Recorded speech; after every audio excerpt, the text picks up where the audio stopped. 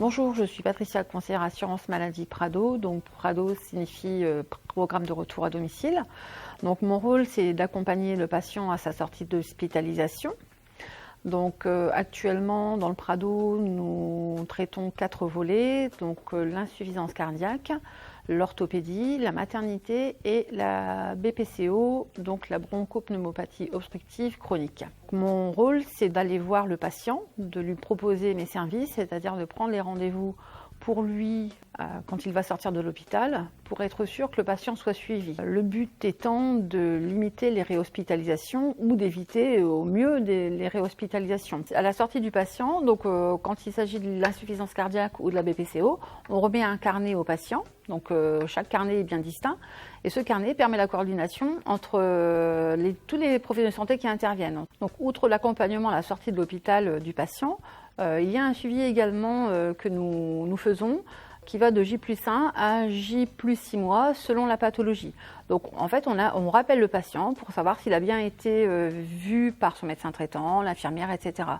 Donc selon la pathologie, on l'appelle 1, 2, 3 fois. Donc ça permet pour nous de savoir si le patient va bien, si il suit bien son traitement, si le carnet est bien rempli comme il lui est demandé. Et puis c'est quand même un service, on se rend compte que les patients apprécient beaucoup d'être suivis. Généralement, on a un retour positif en disant c'est bien parce que non seulement vous nous accompagnez à sortir, mais en plus vous vous interrogez sur notre état de santé aux sorties et ça leur fait généralement plaisir et ça les rassure aussi.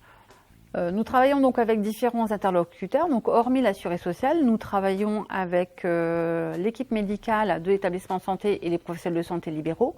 Nous travaillons également avec les services sociaux de l'établissement et celui de la CARSAT, le service médical de l'assurance maladie et les services administratifs, dont Ariane, vers qui nous nous tournerons pour signaler un patient qui est en rupture de soins. Si je devais citer quelques compétences en matière de savoir-faire, je dirais polyvalent et autonome, savoir gérer son activité et enfin connaître les limites de notre intervention.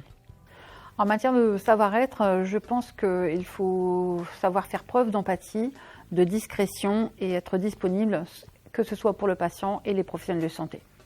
Dans notre métier, nous passons quand même une bonne partie de notre temps en milieu hospitalier, donc il ne faut pas oublier que nous sommes parfois confrontés à des situations difficiles. Mais la richesse de notre métier, c'est aussi de créer une relation avec le patient et de les accompagner. Moi, j'ai toujours le sentiment de les délaisser d'un poids quand ils ont le sentiment d'être pris en charge et d'être délestés d'un poids parce que quand ils sortent, tout est planifié pour eux, les rendez-vous, etc. Ils ont juste à se laisser guider.